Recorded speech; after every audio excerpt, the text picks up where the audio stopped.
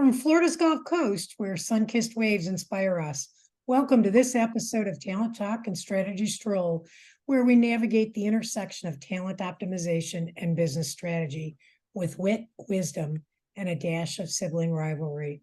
I am your co-host, Mary Stockwell, joined by my brother, a Hemingway lookalike, and a seasoned business coach and talent strategist, Tim Stockwell. Good morning, Tim. How are you? Good morning, Mayor. How are things up your way? Beautiful day here in the Tampa Bay area. Thank you. How about there in Key West? Well, as you know, it's we're in the midst of Fantasy Fest week, and downtown Key West is a fairly crazy place to be this week. A lot of fun and a lot of fun things to do. So we'll be going down there a couple times this week for the great toga party at Sloppy Joe's. It's always a great time. That sounds really fun. I hope you and Kathleen have an amazing time. Really. Speaking of fun, I think we're going to have a fun episode today. So very interesting. Before we get started on today, let's do a quick recap of our last episode, which was really focused on designing dream teams. Yeah, I thought we had a good session last time, and we've gotten some great comments, and I appreciate those. We covered really three key areas, I think, last week, all based upon the behavioral assessments that we do through our Predictive Index tools. And how we're able to help create dream teams is to understand, after those assessments are done, to understand who is in the room. What employees do you have right now in terms of what their natural capabilities and tendencies are? Want to make sure you got the right people with the right skills and those expertise in the rooms. So you've got to identify that. It allows you to leverage their strengths both as individuals and as a team. And so once you're looking at your team, I think the second key point is then you have to understand who's in the building, who is in the wider organization that you're involved in that may be able to contribute to the accelerated growth and success of your team. So we look at that component piece of it before we ever say, hey, let's go to the outside. Let's go take a look at who can we go find based on the type of behavioral tendencies that you need to fill the gaps within your team or your organization. And so we go through a process of then helping you identify the right candidates to come in, to interview, allocate your interviewing resources more correctly, save some time, save some money, and get the actual skills that you need to round out your team. Did that cover it pretty well, you think, Mary? Yeah, I think, Tim, by using this approach too, it ensures that that a company has a comprehensive talent strategy that optimizes current resources, develops internal talent, as well as seeks external expertise when necessary, all with a clear focus on aligning talent with the broader business strategy. Yeah, I think a lot of companies jump in to go, let's go find who's outside. Let's go look at resumes before they even have a chance to really take a look at an understanding of, boy, we might have people within our company that could be fabulous fits for these jobs. How do we do that in a methodical and, again, non-biased way to understand the skill base that they would bring to the team if we were just move some folks around? So I think it's an exciting time. It's also exciting for us to work with our clients when they get that perspective and they're able to look around, and it's a fun time for them to do that. So that's a fun time for us too. It's really fascinating. That was exciting. A lot of aha moments going on. Yeah. So we're going to shift now to just do a quick our Roots Run Deep story, which we love to do every episode. Today, we're going to honor our Aunt Marguerite, or as people on the street might know her as Sister Valerie. That's right. Sister Valerie is, she has been a sister of St. Joseph in London, Ontario, Canada for 63 years. Yeah. In fact, in 2020, we celebrated her 60th Jubilee by having a worldwide family Zoom meeting to honor her on her 60th Jubilee, because it was during COVID and there couldn't be anything there in person, which turned out so much better because we obviously, our brothers and sisters, our nieces and nephews our great nieces and nephews, our cousins, everybody involved in the call from Hong Kong to California, all kind of sharing little stories about the impact that she had on their lives. It was really a memorable moment, and one that she certainly will never forget. Yeah, and plus we had a huge family from Belgium in attendance. For sure. Yeah, it was a global call. Yeah. So Aunt Marguerite, as we affectionately call her, she has a PhD in education. She studied abroad as well as in the United States, Canada, and England. She's an innovator and a leader in education. She taught teachers how to teach. Yeah, very effective at it. Very effective. And still really does that today, I think. She has served 2 terms as Superior General of the Sisters of St. Joseph, which is really, in business terms, the CEO, right? Managing large budgets, large amount of people around the globe, all serving others. That's right. She also served on the executive team of the Global Federation of the Sisters of St. Joseph's.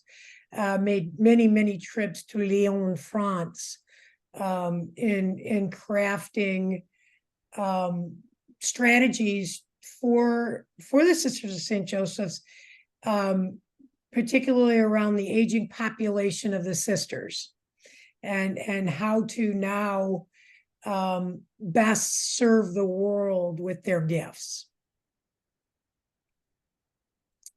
She also project managed a new building, a new mother house in London, Ontario, Canada, that opened in 2007. So this house took the place of, let's say, what was known as the Mount in London, Ontario, which as a child, I have so many fond memories of, particularly rolling down the hill. Yeah, yeah, at the convent, yeah. At the convent, and where the sisters would sneak us the butter tarts. Oh, you stole my story.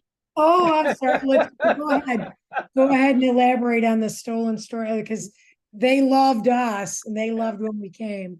So tell your story. Well, I think it was pretty special. I always thought it was because Aunt Marguerite was who she was. Sister Valerie is as a very strong leader in the organization, that we would always get these little ushered trips into the kitchen where the nuns would make us these butter tarts, and they were my absolute favorite.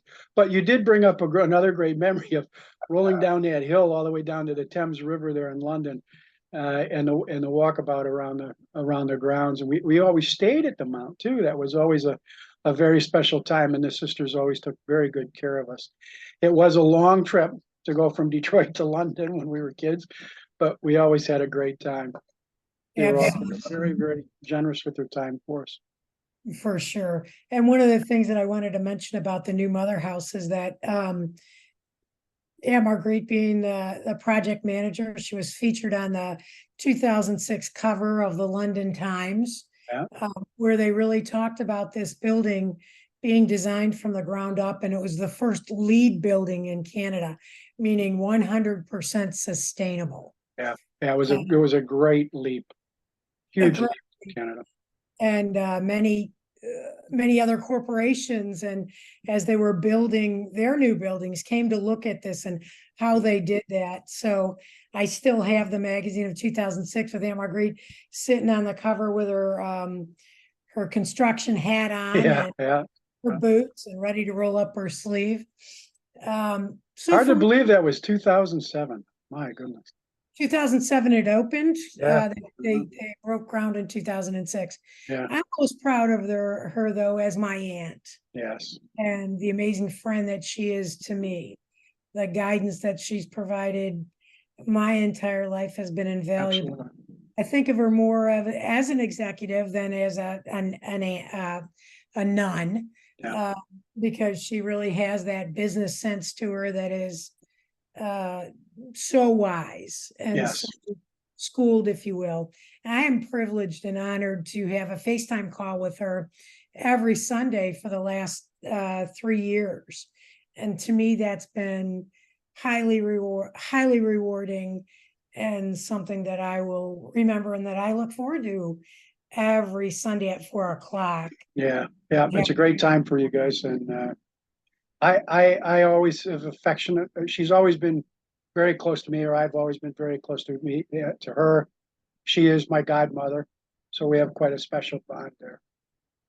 Well, yeah, thanks for allowing us to take that time to do our shout out and our roots from deep story, because those are pretty deep roots and pretty special, pretty special roots and branches that continue to grow.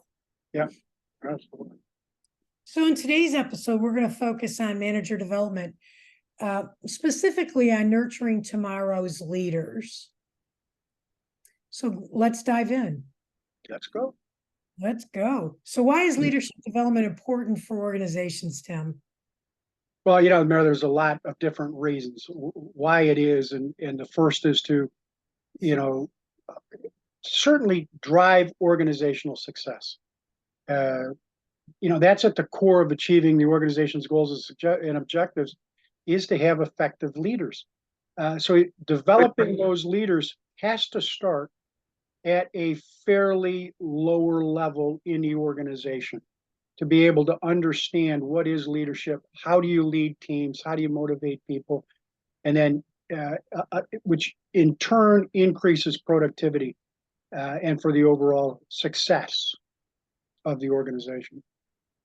Totally agree. I also think that succession planning is super important, right? So leadership development is vital for succession planning. As experienced leaders retire or move on, having a pipeline of well-prepared leaders ready to step into key roles ensures continuity and minimizes disruption in the organization. Yeah, it certainly does. And succession planning is very important. And you get the right candidate in the right job for those things, and those successions help create a smooth transition. I think the other is employee engagement, which allows for a greater level of retention. I think it's proven over and over again, employees that feel engaged and feel like they're being treated well and effectively trained into those areas where they see the company investing in their growth, they are more likely to stay. They're more likely to contribute. They're more likely to step forward for projects. And I think that engagement level from an organizational perspective has to rely a lot on trust. And trust that I'm going to invest as an employee, I'm going to invest my time and talents into a company that will appreciate it. I agree. I think that's spot on. I think innovation and adaptability is also critical, where effective leaders can drive innovation and adaptability within an organization, can inspire their teams to think creatively, adapt to change quicker, and stay competitive in rapidly evolving business landscape. Yeah, those are innovation is always important, right? And you got to have leaders that have vision. And those with vision can understand that change will occur, and whether it's a rapid change like some sort of crisis that occurs, where they've got to step out of their existing role and grab the reins for whatever the crisis is. We've seen so many companies and so many individuals, when something comes up that it just doesn't seem to be able to grasp the gravity of the situation fast enough, and then we see those elements to begin to change, and the crisis overtakes the entity. And so leaders that are actually trained in how do you manage a crisis, what's the flow, what's the methodology, is really an effective strategy for any company to have in place. Absolutely, as well as enhance team performance. Mm-hmm. Good leaders can motivate and inspire their teams, which is highly important even in today's job market and today's organizations that we see. It's so important, as well as ethical and inclusive leadership. Right? Well, yeah, that almost goes without saying, but unfortunately, I think employees feel that perhaps their leaders aren't necessarily practicing good inclusive leadership. And so again, I come back to some of the tools we used that we help our clients with, which take some of the bias out of who they're hiring and the kind of projects they're putting them in, So that allows a more inclusive nature to things. And of course, ethical kind of goes without saying. It's vital for employees to recognize that the leadership team, from the management level all the way up to the CEO, operate in an ethical manner to move things along. It's just a critical element. I think it's also really important, Tim, for inclusive leadership that because it fosters diversity and belonging within the workplace, which in a few minutes we'll talk about some of the middle management reports and how they don't feel Absolutely. belonging. So I think it's also important for the globalization and market expansion. I mean, if you have the right leaders in place, and all leaders in today's world, they really have to have cross-cultural and international perspectives because of the diversity of our workplace. And leadership development helps to prepare leaders to work effectively in diverse and international settings. Yeah, having gone through a lot of those, cross-cultural training programs when I was helping to build a global company overseas, it comes with a lot of theory, but when you're actually in the trenches and you're building a global team, you have to be aware enough about those differences that people have that are really valid, and and sometimes they go against cross-culturally against what we as Americans would think is typical and best practices. The view that international people take should be very eye-opening to American companies. That experience, and again, it's a very helpful tool to be able to have a vision, a strategy as to how you're going to do that. So then, yeah, I've built global teams and from yeah, cultures all continents in the world, and they're all different. All countries are different. Sometimes you might be saying the same thing, but it means something totally different. So it's totally really different. important to have that understanding. Again, too, I think that customers and stakeholder relationships in the leadership development is so important because effective leaders can really build strong relationships with customers and their stakeholders. Their ability to communicate, listen, understand the needs of various stakeholders can and should positively impact on an organization's reputation and their growth. Yeah, absolutely. Yeah. And I think probably not last, but certainly from our perspective for this is just, ensuring the legal and regulatory compliance. That's a leadership responsibility along with the board, to be able to understand what's the legal roadmap we're taking, what are the legal pitfalls that you might encounter along the way that may sneak up on you.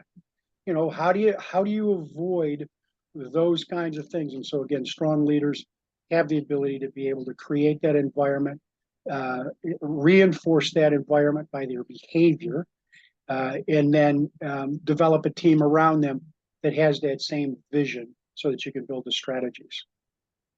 Yeah, I think just to summarize all that, Tim, is leadership development is essential for organizations to ensure their continued growth, adaptability, and competitiveness, right?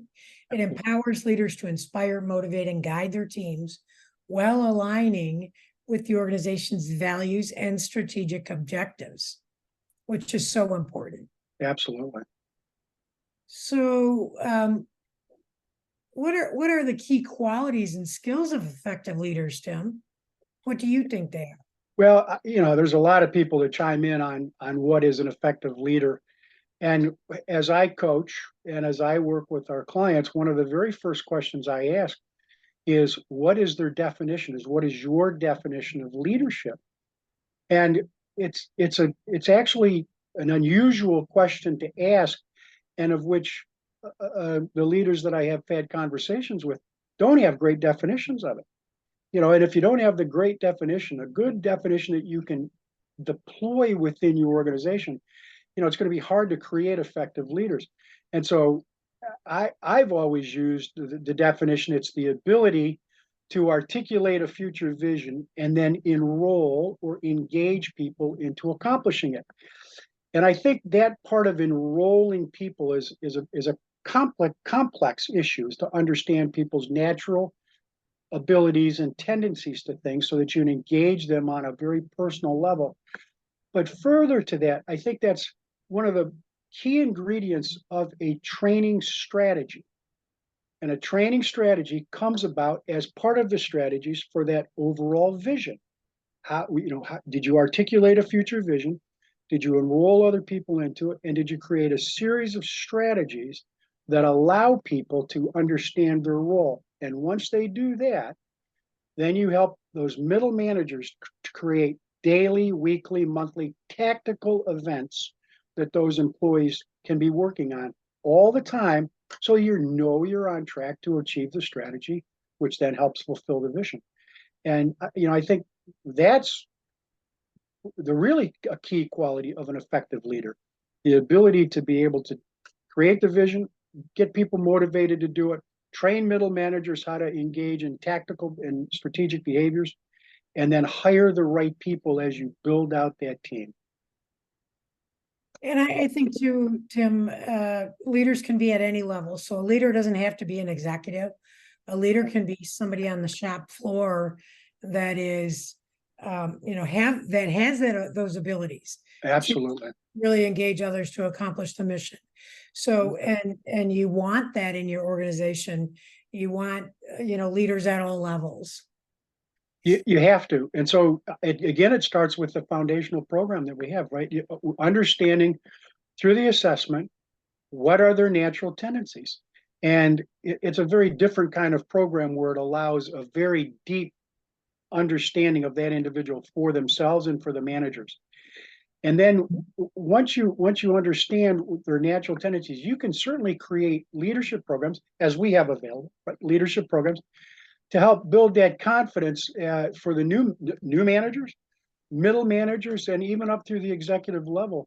How do you actually take the strategy that is appropriate for your team and your organization and build tactical steps that every employee should be engaged in on every day?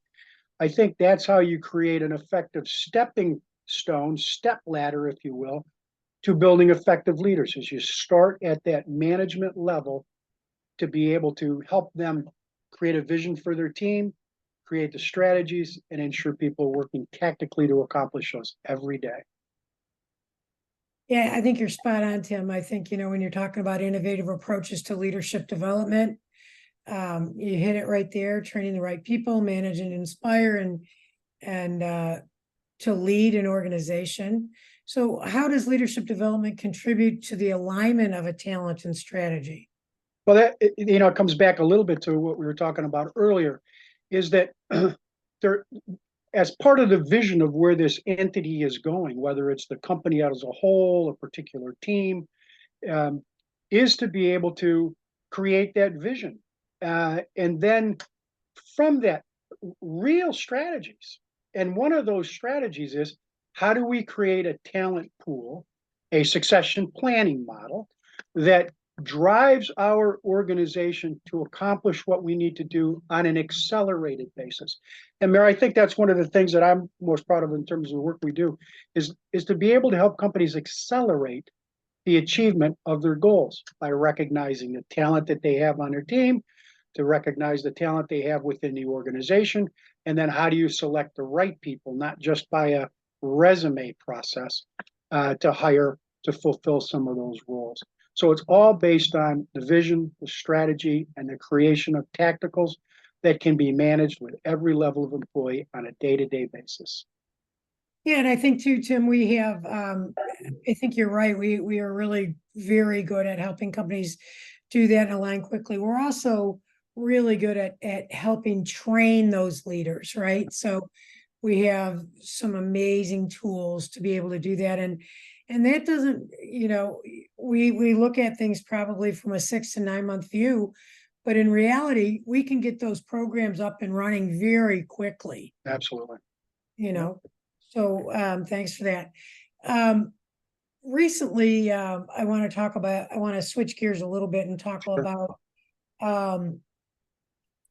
it's really some key research that the Predictive Index has recently published focused almost exclusively on middle managers Mhm.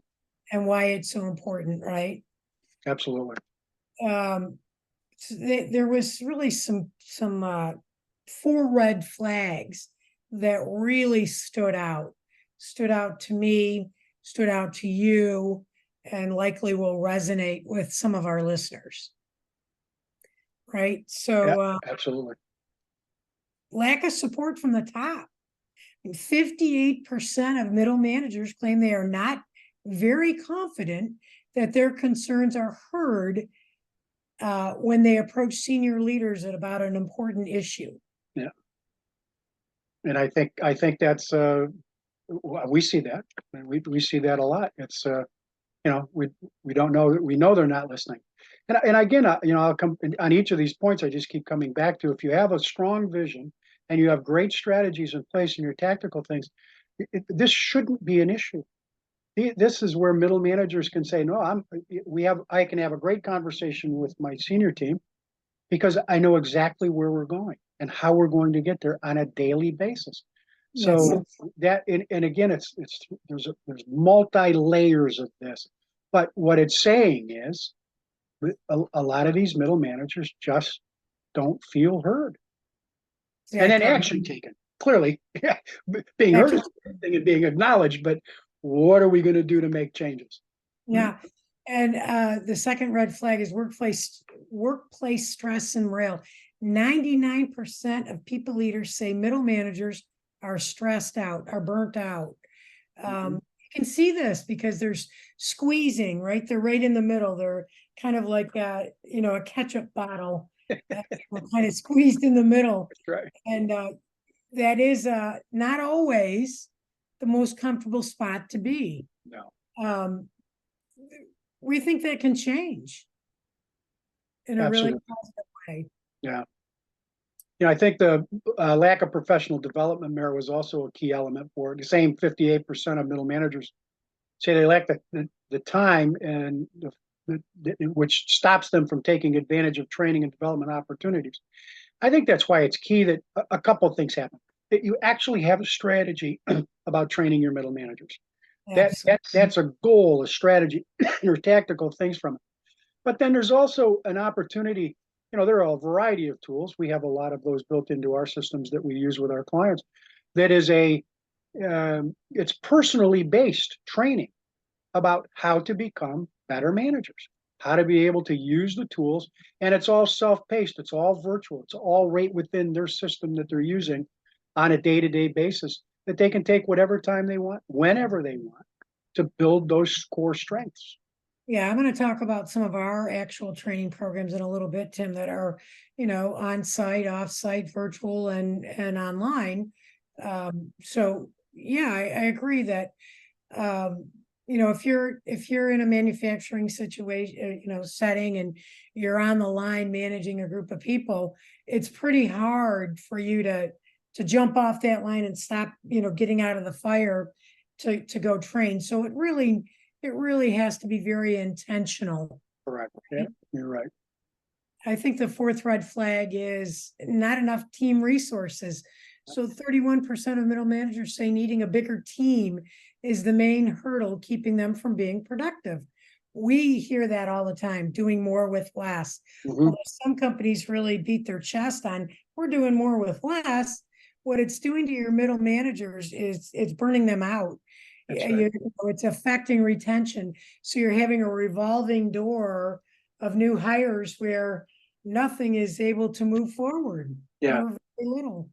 And I think, Mayor, part of the tools that we're able to have conversations with people is, again, coming back to, do you have the right people on the team?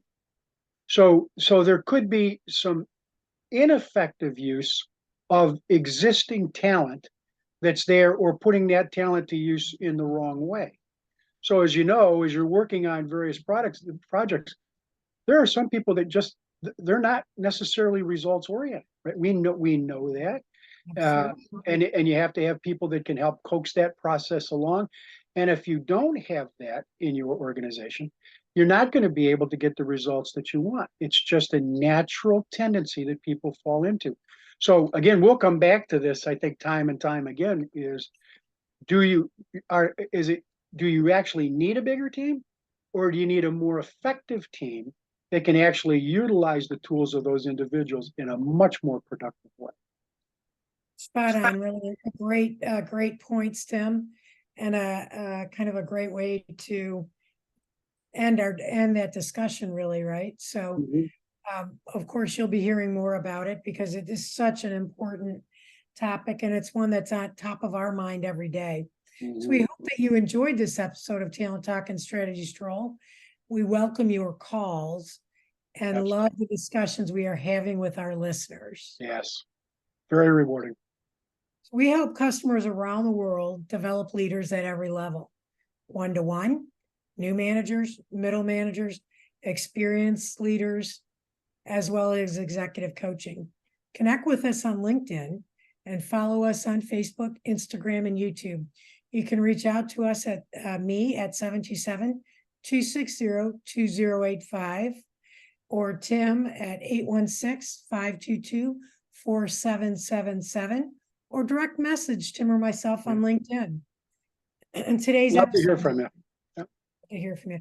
Today's episode is sponsored by Meritas Leadership Academy.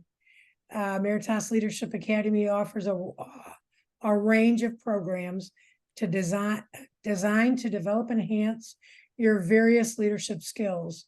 Our offerings include individual and team learning programs. Some of the programs that contribute to our Leadership Academy include, Tim, do you want to cover some of these? Executive coaching, which doesn't necessarily have to be just executive coaching, right? Middle management coaching is how do you get really involved in this stuff on a one-to-one basis? We can do it as a group. We can do it as one-to-one. That management development essentials. What do you really need to become an effective manager? How do you manage people? That is a challenge. Anybody that's managed people is like, some days they're just very frustrating. But that's once you learn and understand people's natural tendencies, it becomes a whole lot easier to do. Navigating the interpersonal dynamics is very critical for a middle manager to understand, as well as an executive. But so then we have the team building and collaboration workshops available. How do you work together as a team? How do you collaborate on the strategies to where you're going and how you're going to get there? These are complex issues that you have to take people's own style into account in order to, again, accelerate the results you're looking for. What are the programs, Mayor? We have some innovation and change management workshops. We have global leadership and cultural intelligence platform. Again, we talked about culture earlier in our discussion. It's so important. We also have a networking and mentoring opportunities, which it's a newly created opportunity where we have it's private in an active Facebook group. So it's a new opportunity. It's a new way of looking at things. And it's also a new way of exchanging ideas and information with other leaders, maybe from other companies. Absolutely. So it's a cool opportunity coming forward. Thank you for joining us for today's episode of Manager Development, Nurturing Tomorrow's Leaders. You can download Talent Talk and Strategy Stroll on Spotify or wherever you get your podcasts. And if you like us, please follow us and engage with us and share with your friends. Thanks so much for joining us. Until next time, see you on the beach. See you there. Talk soon.